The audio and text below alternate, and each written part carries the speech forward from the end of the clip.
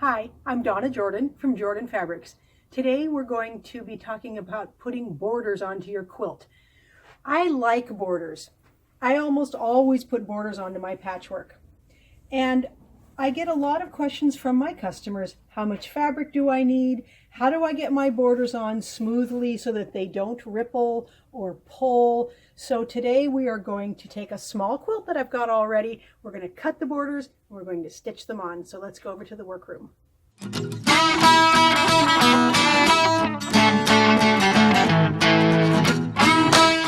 I have my quilt top patchwork all done and it's ironed nice and flat. So the first step is to measure it both ways and then write that down and then get some ideas what you want to do for borders. I'm going to use about a 3" of this light and a 2" of the red and then about a 5" of this black one. So I'm going to cut the borders and then I'm going to lay them out again and make sure that the proportions look good with the quilt. So let's look at the measurements we need so we know how much fabric to use. My quilt top is 38 by 53 and I almost always draw this out, and I'm not drawing the borders to scale. I'm just putting 3 borders around here. I'm not going to miter the corners on this, so I'm just going to be sewing them on straight. You would need a little more yardage if you were going to miter the corners. So since the quilt is 38 by 53, this is 38, this is 53. And my borders are going to be cut 3 inches, 2 inches, and 5 inches. So they're going to finish 2.5, 1.5, 4.5. So this first border is going to be 53.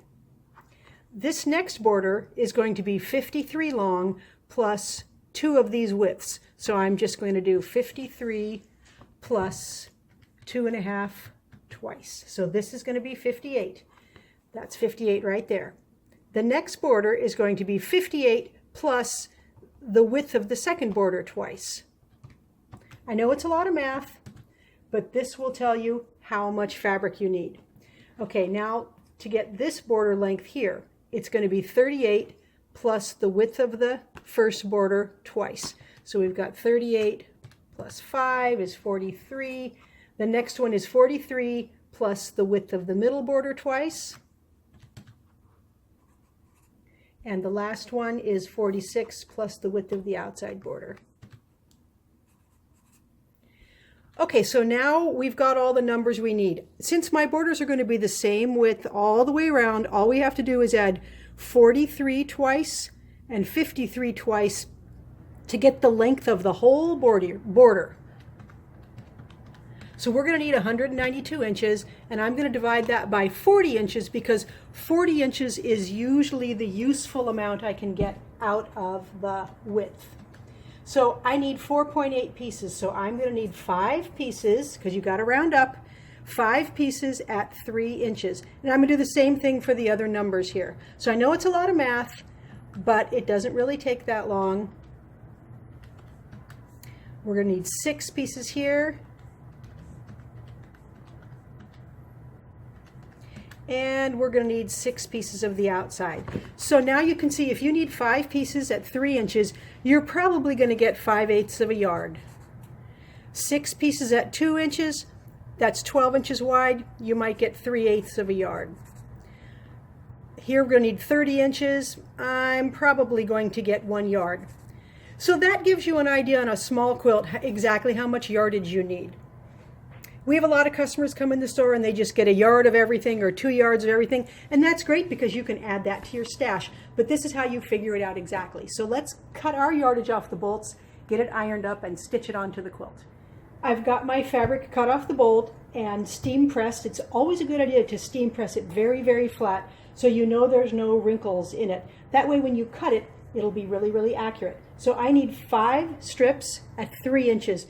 So I like to fold it over and cut a few more layers at a time. So I've got it lined up nicely along one of these lines here and folded real straight so that when I cut these borders and open them up, They will be straight and they won't have a little elbow in them.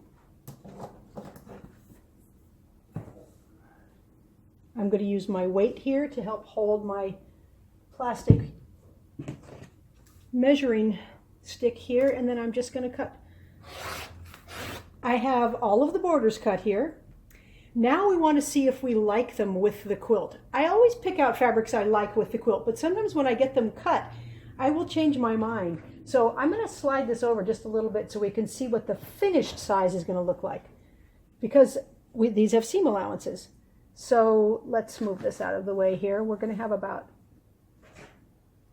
that's going to be our approximate finished sizes. And I do like the proportions of this. But remember, if you lay your strips out for borders and they don't look good or they fight with your patchwork, you might decide, you know, I really don't want a light border on there. I only want a red and a black, and that's okay. I always audition them right next to the quilt to make sure I like them. Since I do, let's take these over to the sewing machine and start sewing them onto the quilt. Now we need to sew all of these into one long strip. So we're going to sew these short ends together. So the first one I'm going to flip to the back. I'm going to take these two pieces, and I'm going to take a generous seam allowance because we've got a wide selvage here and we don't want any of that selvage in our quilt. So I'm going to go in about 1 inch. I'm going to leave it on the machine. I'm going to grab the next ones, sew it straight. I'm going to do that for all of these pieces, and then I'm going to trim off all the excess seam allowance.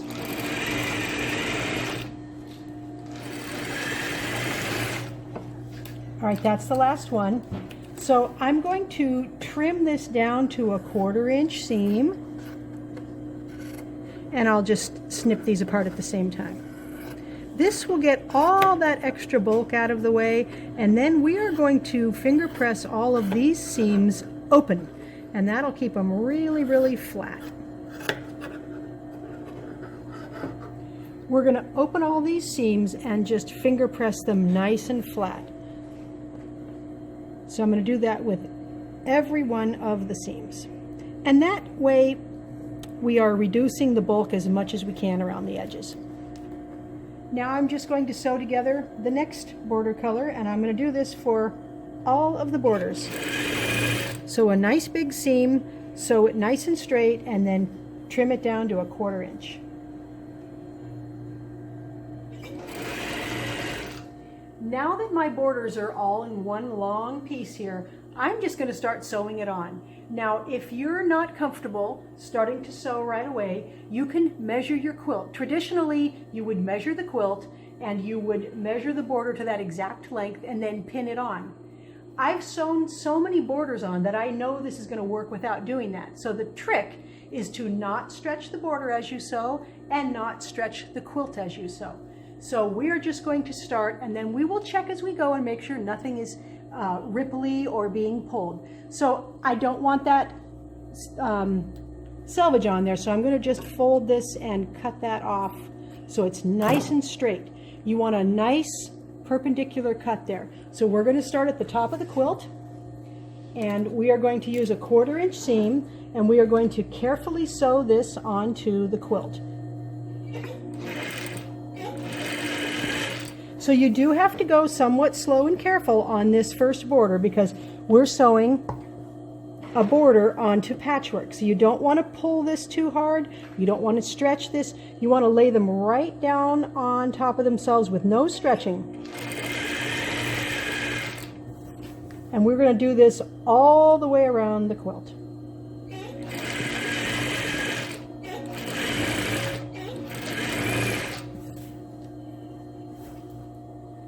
So you can see we've got the seam in the border here, and you just sew right over it and you keep it open. Now, every seam on the quilt was ironed a certain way, so you want to keep those going the way they were ironed when you sew your border on. Now I'm coming to the end of the border here, to the end of the quilt, and I'm going to sew right off the end. So I'm just going to keep sewing, and then I'm just going to veer off. Now to cut your border at a 90-degree angle, the easiest way is to fold this back on itself so that you can see that the edges are lined up. and this edge is even with the edge of the quilt. And then put your scissors in there and then put the blade up against there and cut. Now you've got a nice 90-degree angle and it's perfectly lined up. Now I'm going to finger press these seams toward the border. They want to go towards the border naturally because we've got a lot of seam allowances over here. So this is an important step. Open it up, draw your fingernail down it, and it will lay just the way you want it to go. Now we're going to go around all the other sides with this exact same border.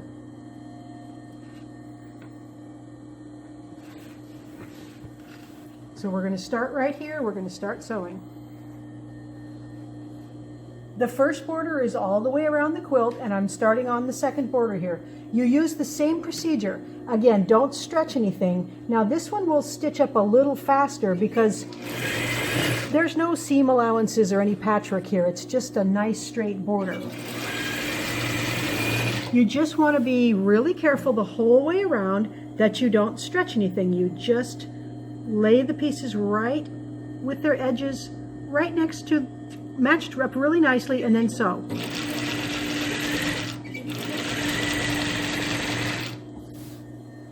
I'm ready to start the last side of this border, and right at the beginning here I've got this small piece, and I don't like to have little pieces if I can help it on the border, so I'm just going to cut this off because I've got plenty of length. And then we won't have to have one little piece there right at the beginning. And if I came to the end and the same thing happened, I might move that seam way up. So I don't like a little piece right near the corners. It just looks neater this way. I'm coming to the last bit of the last border here. We'll cut this off, and then we'll finger press this border, and then we are going to lay the quilt out and take a look at how the borders came out. All of the borders are stitched on. They're just finger pressed. I haven't even ironed them yet, but look at how flat they're laying. So the borders are nice and flat, and this is what you want to give your long armor. You don't want a bunch of extra border here, and you also don't want it pulled tight so there's a bunch of extra middle. You want it nice and flat like this. Your long armor will love you if this is what you give them. I'm just going to take this over to the ironing board and make sure my seams are nicely pressed out here, and then we're going to put it on the machine and get it quilted. Thanks for watching our tutorial today on how to put borders onto your quilt. We will have a tutorial showing you how to make this exact pattern also, so check back in a couple of days. Thanks for watching. Happy quilting.